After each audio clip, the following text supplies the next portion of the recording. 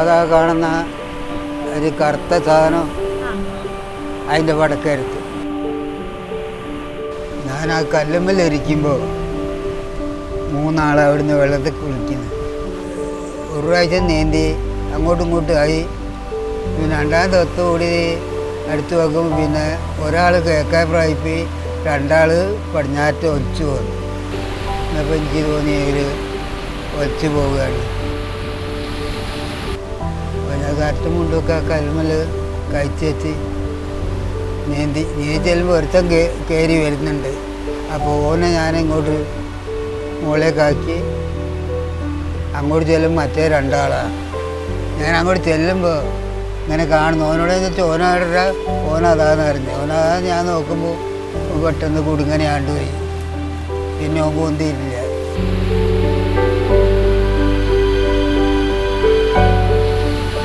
മറ്റേ കുട്ടീനെയും കൂടെ രക്ഷപ്പെടുത്താൻ പറ്റാത്തൊരു വിഷമം. നമ്മുടെ സുഹൃത്തുണ്ട് ഗോകുലേട്ടൻ, പുള്ളി വന്ന സമയത്ത് പുള്ളിൻ്റെ കൈ പിടിച്ച് കരഞ്ഞിട്ടുണ്ട്.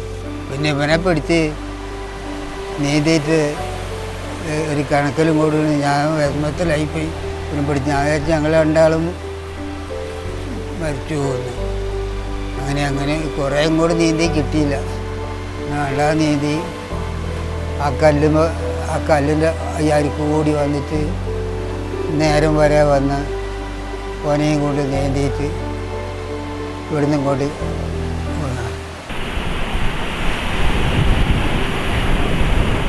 ഞാൻ വീട്ടിൽ നിൽക്കുന്ന സമയത്ത് ആ വീട്ടിൻ്റെ അടുത്തുള്ള ശുഭ എന്ന് പറഞ്ഞ കുട്ടി എന്നോട് ഇങ്ങനെ പറയുന്നത്, ഇങ്ങനെ കുട്ടി കടലിൽ വീണിട്ടുണ്ട്, ആരുമില്ല എന്ന് പറഞ്ഞു. അപ്പോഴത്തെ കൂടെ വന്ന് നോക്കുമ്പോൾ എല്ലാവരും അച്ഛൻ വെള്ളത്തിൽ ചാടി കഴിഞ്ഞിട്ടുണ്ട്, 2 കുട്ടികളെ എടുത്തു കഴിഞ്ഞിട്ടുണ്ട്. അപ്പോൾ ഈ രംഗങ്ങളൊന്നും ഞാൻ കണ്ടിട്ടില്ല. അത് കഴിഞ്ഞാൽ വീണ്ടും ഒന്നുകൂടെ ചാടാൻ ശ്രമിച്ചിട്ടുണ്ടായിരുന്നു. ആ കുട്ടി ആ ഭാഗത്തുണ്ടാവുമെന്ന് പറഞ്ഞിട്ട്. അപ്പോൾ ആരും ഇറങ്ങാൻ സമ്മതിച്ചില്ല. അച്ഛൻ്റെ പ്രായമായില്ലേ, അച്ഛൻ്റെ ഒരു മനസ്സിൻ്റെ ധൈര്യം കൊണ്ട് ശരിക്കും ചെയ്യാൻ പറ്റി. കടലിലിറങ്ങുന്ന ആളായിരുന്നോ? മത്സ്യത്തൊഴിലാളിയായിരുന്നു? കടൽ പണിക്ക് പോകുന്ന ആളാണ്. എത്ര പേരെ രക്ഷിച്ചിട്ടുണ്ട്? ഞങ്ങൾ 4 ആളെ രക്ഷിച്ച് അവിടുന്ന്. പിന്നെ ഇവിടെ ഒരാൾ എന്നോട് പറഞ്ഞാൽ എൻ്റെ വല പോയിപ്പോയി, ഒന്ന് ഇവിടെ തോണിയൊന്നും എത്താൻ കഴിയില്ല, കടൽ അന്നേരം വലിപ്പാണ്, ആരും കടപ്പുറ ആരുമില്ല, അയാൾ മാത്രമേ ഉള്ളൂ. ഞാൻ അയാളോട് പറഞ്ഞു, നിങ്ങൾ പോയിട്ട് ഒരു കയറെടുത്ത് വരി, വല ഞാൻ കെട്ടിക്കൊണ്ടുത്തരുമെന്ന് പറഞ്ഞു. ഞാനത് കെട്ടുമ്പോൾ ഇയാളുണ്ട് കേക്കേപ്പുറത്തുനിന്ന് പാപ്പാ അമ്മ എന്നൊക്കെ പറയുന്നു. അയാൾക്ക് എന്താ അല്ല അമ്മ ഞാനിപ്പം ചാകും ഉമ്മ എന്നൊക്കെ അന്ന് അയാൾ പറയുന്നു. അപ്പോൾ ഞാനത് തിരിഞ്ഞു നോക്കുമ്പോൾ ഞാനപ്പോൾ കരക്ക് നീന്തി ഇയാളെ വന്ന് പിടിച്ച്. അന്നേരം ഇയാൾ വെള്ളം കുടിക്കുന്നു. ഞാൻ പറഞ്ഞു, നിങ്ങൾ പേടിക്കണ്ട, നിങ്ങളെ ഞാൻ കരക്കുണ്ടാവും. അന്നെങ്കിൽ ഞാൻ ആരോഗ്യമുള്ളതായി അതിന് ജീവിതത്തിൽ കരക്കുണ്ടാവും. അങ്ങനെ ആ കല്ലുമ്മ കൊണ്ടൊക്കെ വെച്ച്. 90 വയസ്സൊക്കെ കഴിഞ്ഞല്ലോ, ശാരീരികമായിട്ട് ബുദ്ധിമുട്ടുകളുണ്ട്. അങ്ങനെ അപ്പം വന്ന ആ ധൈര്യം എന്താണ്? എനിക്ക് പേടിയൊന്നുമില്ല, ധൈര്യക്കുറവൊന്നുമില്ല, എപ്പോഴും ചെയ്യാനുള്ള ധൈര്യം. ഞാൻ ഒലിച്ചു പോലാന്ന് എനിക്കറിയാം. ഞാൻ അങ്ങനെയെങ്കിലും വെള്ളത്തിൽ പൊന്തിയും കിടക്കും. ഈ കടലിൻ്റെ ഓരോ ഓളവും അറിയുന്ന മനസ്സാണ് ഇത്.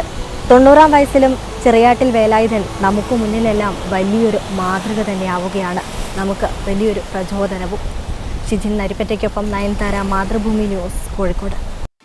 ഈ പ്രായത്തിലൊക്കെ ഇങ്ങനെ ഒരു മനസ്സ് കാണിക്കുക എന്ന് പറയുന്നത് തന്നെ നമുക്കങ്ങനെ ചെറുതായി പറഞ്ഞ് കളയാൻ കഴിയുന്ന കാര്യമേ അല്ല.